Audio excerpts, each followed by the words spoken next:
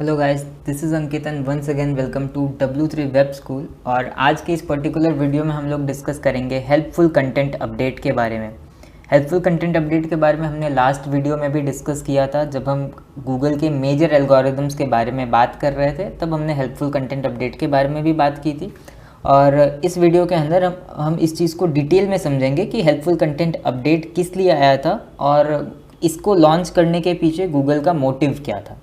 Okay, सो एक basic सी introduction यहाँ पे लिख के रखी है मैंने। Google's helpful content update is an algorithm update introduced by Google that rewards content with satisfying experience. So ये वाली चीज़ जो है, इस बहुत ध्यान देने वाली चीज़ है, content with satisfying experience.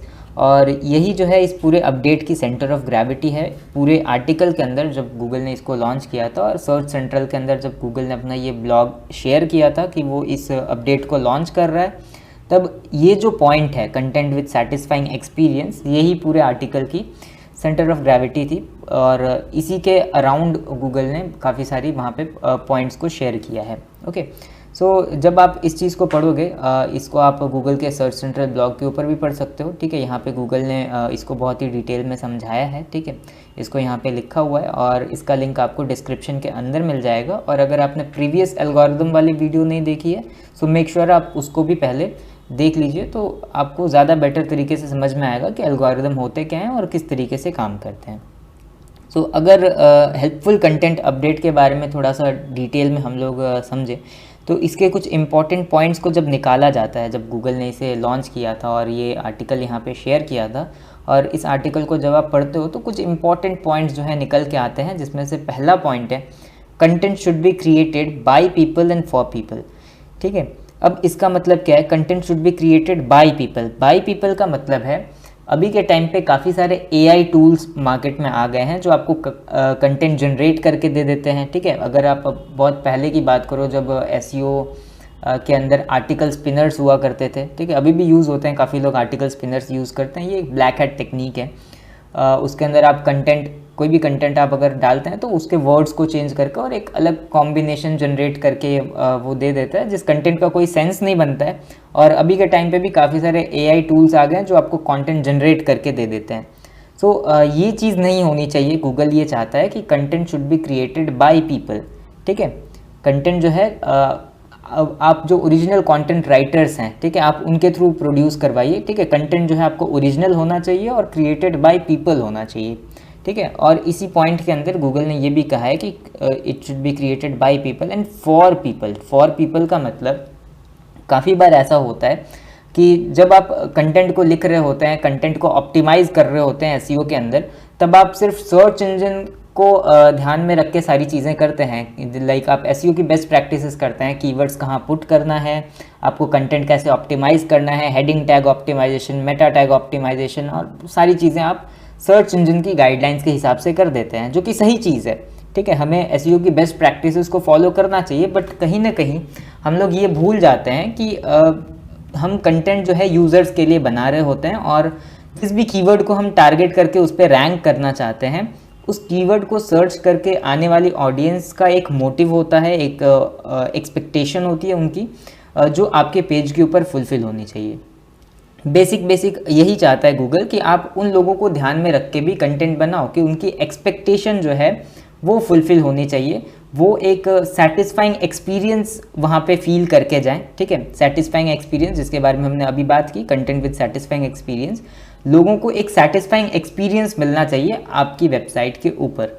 Okay, सो ये पहला पॉइंट है जो इस अपडेट के अंदर आपको मिलेगा। ठीक है, content should be created by people and for people. आपको अपने यूज़र्स को ध्यान में रख के कंटेंट को बनाना है। SEO की बेस्ट प्रैक्टिसेस आपको साथ में ही करनी है, बट आपको अपने जो यूज़र्स हैं उनके लिए कंटेंट को बनाना है। ओके, दूसरे पॉइंट के ऊपर अगर हम लोग आते हैं, तो दूसरा पॉइंट है यहाँ पे, this update aims to better reward content where visitors feel they have had a satisfying experience. है ना, इस अपडेट का एक मोटिव क्या है, ये अपडेट क्या एम करता है, ये उन कंटेंट को क्या करना चाहता है, प्रमोट करना चाहता है, बेटर रिवॉर्ड करना चाहता है, जहाँ पे यूज़र एक सेटिस्फाइंग एक्सपीरियंस फील करते हैं।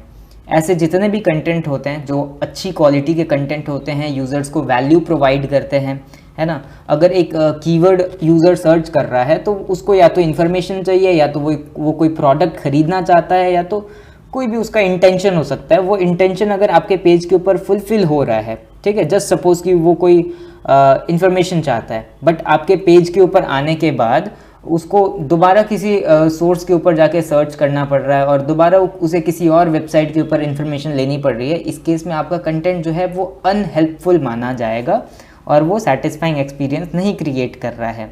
सो ऐसे जितने भी कंटेंट हैं जहाँ पे सेटिस्फाइंग एक्सपीरियंस मिलता है यूज़र को, गूगल क्या करेगा, उनको बेटर रिवॉर्ड करेगा। बेटर रिवॉर्ड किस तरीके से करेगा, उनकी विजिबिलिटी को इंक्रीज़ कर देगा, या फिर आप बोल सकते हो कि ऐसे कंटेंट को ही अब गूगल रैंक करना स्टार्ट करेगा। उसके बाद अगर हम थर्ड पॉइंट के ऊपर आएँ, थर्ड पॉइंट यहाँ पे है content that doesn't match visitors expectation, जिसके बारे में अभी हमने बात की कि एक्सपेक्टेशन के साथ आपका कंटेंट मैच होना चाहिए।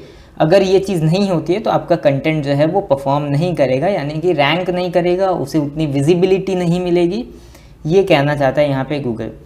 नेक्स्ट पॉइंट के ऊपर अगर हम लोग बात करेंगे, it's a site wide signal. Okay, site wide signal का मतलब क्या होता है, हेल्पफुल कंटेंट अपडेट जो है ये एक साइट वाइड सिग्नल है।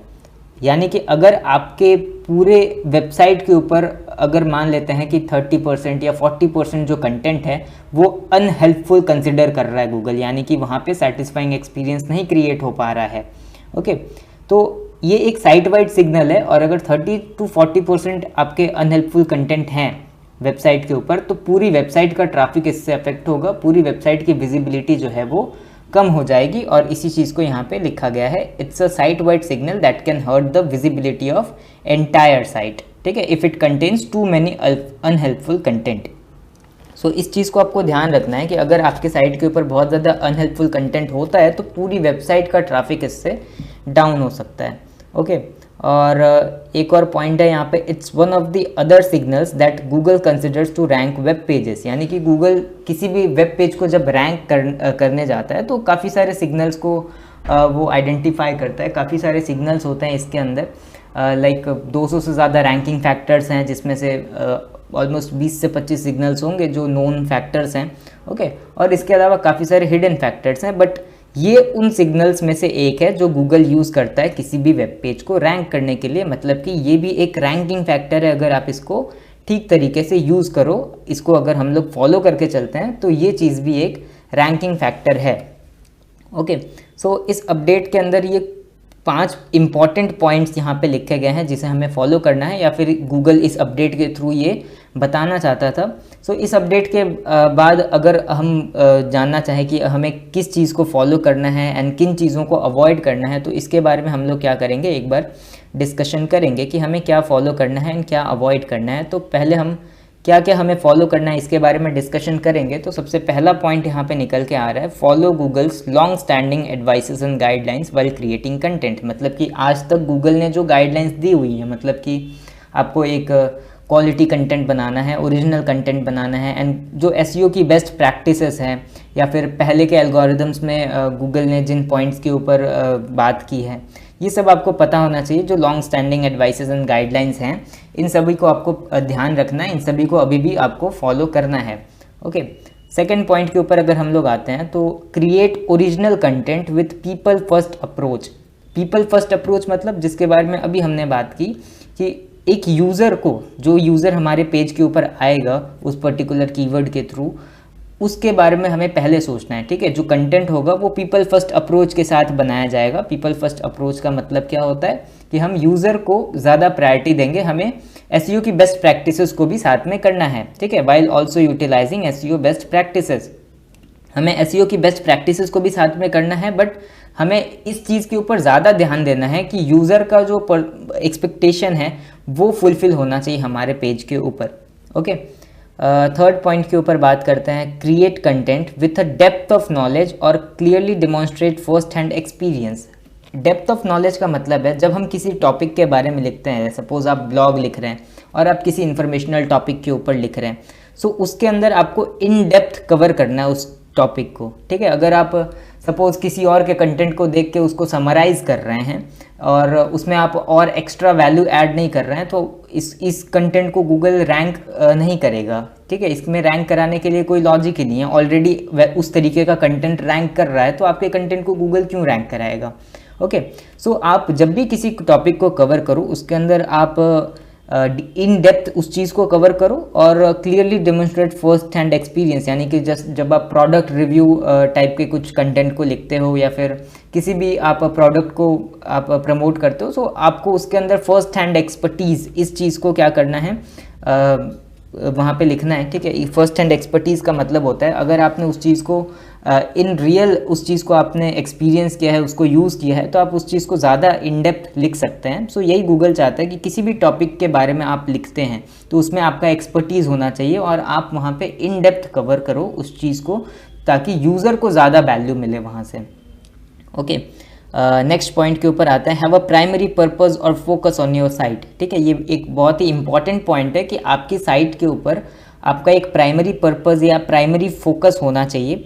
ठीक है, ऐसा नहीं होना चाहिए कि आपकी वेबसाइट है, आप उसमें सारी निशेस के बारे में लिख रहे हैं, जितने भी निशेस हैं, मतलब कि आप टेक के बारे में लिख रहे हैं, वहाँ पे आप मेडिकल रिलेटेड चीज़ें लिख रहे हैं, आप डिजिटल मार्केटिंग रिलेटेड चीज़ें लिख रहे हैं, आप डेवलपमेंट रिलेटेड चीज़ें लिख रहे हैं और आप उसी के अंदर फिर फूड रिलेटेड चीज़ें लिख रहे हैं। सो प्राइमरी फोकस नहीं है आपकी वेबसाइट का, आपके ब्लॉग का। एक प्राइमरी पर्पज़ या प्राइमरी फोकस उसके अंदर होना चाहिए। ओके, फिर नेक्स्ट पॉइंट के ऊपर आते हैं, focus on fulfilling expectation of visitors. ठीक है, जिसके बारे में अभी तक हमने बात की है कि एक्सपेक्टेशन को फुलफिल करना है आपको विजिटर्स को, and creating a satisfying experience. इस चीज़ के ऊपर आपको ध्यान देना है कि जब भी हम कंटेंट को क्रिएट करेंगे, हमें उसके अंदर विजिटर्स के एक्सपेक्टेशंस को फुलफिल करना है और ये समझना है कि जिस भी मोटिव से वो आ रहा है, यूज़र का इंटेंशन जो है वो हमारे पेज के ऊपर अच्छी तरीके से फुलफिल हो और एक सेटिस्फाइंग एक्सपीरियंस हम लोग क्रिएट कर पाएँ। उसके बाद अगर हम लोग नेक्स्ट पॉइंट के ऊपर बात करते हैं, तो remove unhelpful content from your site. ऐसा भी हो सकता है कि अभी एट करेंट टाइम आपके वेबसाइट के ऊपर काफ़ी सारा अनहेल्पफुल कंटेंट हो और आपकी वेबसाइट जो है इससे अफेक्ट हो रही हो। सो इसका एक ही सोल्यूशन है कि आपको जितने भी अनहेल्पफुल कंटेंट हैं इसको रिमूव करना पड़ेगा, क्योंकि जैसे अभी हम लोगों ने डिस्कस किया, ये एक साइट वाइड सिग्नल है, पूरी वेबसाइट के ऊपर अप्लाई होता है। सो अगर आपकी वेबसाइट के ऊपर हाई अमाउंट में अनहेल्पफुल कंटेंट मिलता है तो पूरी वेबसाइट का ट्रैफिक डाउन हो सकता है। तो अच्छे कंटेंट के ट्रैफिक को बचाने के लिए आपको क्या करना पड़ेगा, जितने भी अनहेल्पफुल कंटेंट हैं उनको आपको रिमूव कर देना पड़ेगा। ओके, तो ये एक इकलौता सोल्यूशन है इस चीज़ का। ओके, सो इस चीज़ को आपको ध्यान रखना है। ठीक है, सो अब हम लोग बात करेंगे कि कौन कौन सी चीज़ें हैं जिसको हमें अवॉइड करना है। ओके, सो जिन फैक्टर्स के ऊपर हम बात करेंगे, इन चीज़ों को आपको अवॉइड करना है ताकि आप इस अपडेट के जो पेनल्टीज़ हैं या फिर इस अपडेट के थ्रू अगर आपको डाउन रैंक किया जा सकता है तो आप उनसे बच सकें। ओके, सो यहाँ पे अगर हम लोग बात करें, जो पहला पॉइंट है वो है creating content primarily for search engine. ठीक है, मतलब कि आप सिर्फ सर्च इंजन के लिए कंटेंट बना रहे हैं, यूज़र्स के लिए नहीं बना रहे हैं आप इस चीज़ को। सो इस केस में क्या होगा, मैक्सिमम केसेस में क्या होता है, अगर आप सिर्फ एसईओ की प्रैक्टिसेस को कर रहे हैं और यूज़र के लिए नहीं लिख रहे हैं, तो यूज़र मैक्सिमम केसेस में वहाँ पे एक अनसेटिस्फाइंग एक्सपीरियंस को फील करता है, ऐसा गूगल मानता है। और उस केस में क्या होगा, आपको विजिबिलिटी जो है उतनी ज़्यादा नहीं मिलेगी। सो आपको पीपल फर्स्ट अप्रोच रखनी पड़ेगी, जैसा अभी हमने व्हाट टू फॉलो के जो सेक्शन है उसके अंदर हमने डिस्कस किया। उसके बाद सेकेंड पॉइंट के ऊपर आते हैं। सेकेंड पॉइंट के ऊपर अगर हम लोग बात करें, सो creating lots of content on different topics. जैसा अभी हमने डिस्कस किया कि आपके वेबसाइट का एक प्राइमरी पर्पज़ या फोकस होना चाहिए, और अगर आप बहुत सारे टॉपिक्स या निशेस के ऊपर लिखते हैं इस होप में कि इनमें से कोई एक रैंक कर जाएगा या कोई एक टॉपिक चल जाएगा, सो ये भी गलत है, इससे भी गूगल एक्सेप्ट नहीं करेगा। थर्ड पॉइंट के बारे में अगर हम लोग बात करें, तो थर्ड पॉइंट है using extensive automation to produce content, यानी कि कंटेंट एआई के जो टूल्स होते हैं, जो एआई टूल्स होते हैं वो कंटेंट को क्या करते हैं, प्रोड्यूस करते हैं। ऑटोमेशन है ये एक तरीके का। ठीक है, ऑटोमेशन डिजिटल मार्केटिंग में बहुत ही अच्छी चीज़ है, बट कंटेंट के लिए हम लोग इस चीज़ का यूज़ नहीं कर सकते हैं। Content should be original. ठीक है, content should be original and written by people for people. ठीक है, इस चीज़ का आपको ध्यान रखना है। तो एक्सटेंसिव ऑटोमेशन, जब हम लोग ऑटोमेशन यूज़ करते हैं कंटेंट को जनरेट करने के लिए, सो इस चीज़ के अगेंस्ट है गूगल। ओके, नेक्स्ट पॉइंट के ऊपर अगर बात करते हैं, creating content with little value और लो एडेड वैल्यू, यानी कि जो लो क्वालिटी कंटेंट होता है, ठीक है, अगर उसके अंदर वैल्यू नहीं है या फिर बहुत ही कम वैल्यू मिल रही है यूज़र को, सो यूज़र क्या करेगा, वहाँ पे एक अनसेटिस्फाइंग एक्सपीरियंस को ही फील करेगा और उसे फिर दूसरे सोर्सेज के ऊपर जाके उस इन्फॉर्मेशन को लेना पड़ेगा। सो इस चीज़ का आपको ध्यान रखना है कि आप वहाँ पे प्रॉपर इन डेप्थ कवर करो जिस भी टॉपिक के बारे में आप लिख रहे हो, और वहाँ पे सफिशिएंट वैल्यू को आप वहाँ पे ऐड करिए, ठीक है। आपके कंटेंट के थ्रू यूज़र्स को वैल्यू मिलना चाहिए। अगर ऐसा नहीं हो रहा है सो आपको उतनी विजिबिलिटी नहीं मिलेगी। उसके बाद के पॉइंट के ऊपर अगर हम लोग बात करते हैं, creating content that promises to answer a question that actually has no answer, ठीक है।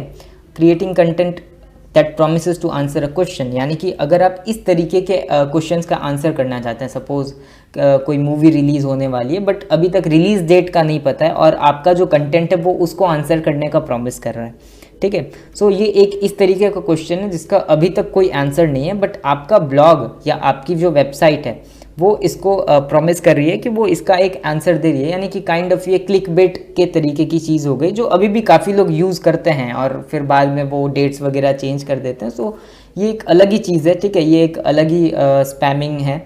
सो इस चीज़ को भी हमें नहीं करना है, ठीक है। हमें सिर्फ सर्च इंजन से यूज़र्स को अट्रैक्ट नहीं करना है, हमें यूज़र्स को एक वैल्यू प्रोवाइड करनी है, जो उनको चाहिए हमें उसी चीज़ को वहाँ पे प्रोवाइड करना होता है, ओके। फिर उसके बाद के पॉइंट के ऊपर अगर हम लोग बात करें, समराइजिंग अदर्स कंटेंट, ठीक है, मतलब कि दूसरों का कंटेंट आप जो फर्स्ट पे रैंक कर रहा है या फिर जो लोग फर्स्ट पे रैंक कर रहे हैं, आप उनके कंटेंट को देख के उसी कंटेंट को आपने समराइज़ किया हुआ है और आपने साथ में कोई वैल्यू ऐड नहीं की है, आप उसी चीज़ को जस्ट समराइज़ करके दे रहे हैं। सो ये भी एक लो क्वालिटी कंटेंट हुआ, इसमें भी कोई वैल्यू ज़्यादा तो नहीं है। सो इस चीज़ को भी गूगल क्या करेगा, अवॉइड करेगा, ठीक है, और इस चीज़ को भी विजिबिलिटी जो है उतनी ज़्यादा नहीं मिलेगी। और creating content without any real expertise, जैसा हमने बात किया, अगर आप प्रोडक्ट रिव्यू टाइप के ब्लॉग लिखते हैं या फिर आप किसी भी सर्विसेज या किसी भी टूल के रिव्यू के बारे में लिखते हैं, so without any real expertise, या फिर सपोज आप डिजिटल मार्केटिंग के बारे में लिख रहे हैं, so without any real expertise आप उस चीज़ के बारे में इन डेप्थ नहीं लिख सकते हैं या इन डेप्थ कंटेंट नहीं बना सकते हैं। सो अगर आपके पास रियल एक्सपर्टीज़ है तो आप उस चीज़ को इन डेप्थ कवर करेंगे, ठीक है। जैसा हमने अभी थोड़ी देर पहले डिस्कस किया था कि इन डेप्थ कवरेज आपको करनी है और फर्स्ट हैंड एक्सपर्टीज़ उसके अंदर दिखनी चाहिए, यानी कि जो टॉपिक है वो पूरी तरीके से कवर होना चाहिए, इस तरीके से कि अगर यूज़र उसको पढ़ता है तो उसे लगना चाहिए कि उसे दोबारा किसी सोर्स से इंफॉर्मेशन गैदर करने की ज़रूरत नहीं है, ठीक है। That's called a satisfying experience, और इस चीज़ को हमें ध्यान में रखना है, इस चीज़ के ऊपर हमें ज़्यादा फोकस करना है। तो ये कुछ पॉइंट्स थे जो आपको फॉलो करने चाहिए, आपको अवॉइड करने चाहिए, जो आपको हेल्पफुल कंटेंट अपडेट के थ्रू मिलते हैं। सो अगर आपको इसके बारे में और डिटेल में जानना है तो आप क्या कर सकते हैं, यहाँ पे गूगल का जो ऑफिशियल सर्च सेंट्रल ब्लॉग है इसके ऊपर भी जाके इस चीज़ को आप बहुत अच्छे तरीके से पढ़ सकते हैं। यहाँ पे सर्च इंजन ने डिस्क्राइब किया हुआ है इस चीज़ को। ऑफिशियल सोर्सेज से पढ़ना हमेशा बेटर होता है। कभी भी आप कोई भी इन्फॉर्मेशन ले रहे हैं तो आप ऑफिशियल सोर्सेज से भी एक बार चेक कर लिया करें। सो इसका लिंक आपको डिस्क्रिप्शन में मिल जाएगा। और आई होप आपको ये समझ में आया होगा कि हेल्पफुल कंटेंट अपडेट किस लिए लॉन्च किया गया है और गूगल इसमें कंटेंट स्पेसिफिक होके बात कर रहा है। सो आई होप इसमें आपको काफ़ी कुछ समझ में आया होगा और काफ़ी क्लैरिटी आई होगी इस अपडेट के बारे में, और ऐसे ही और इन्फॉर्मेटिव वीडियोस जो हैं हम आगे भी करते रहेंगे। सो इस वीडियो के लिए इतना ही, मिलते हैं नेक्स्ट वीडियो में। Till then bye.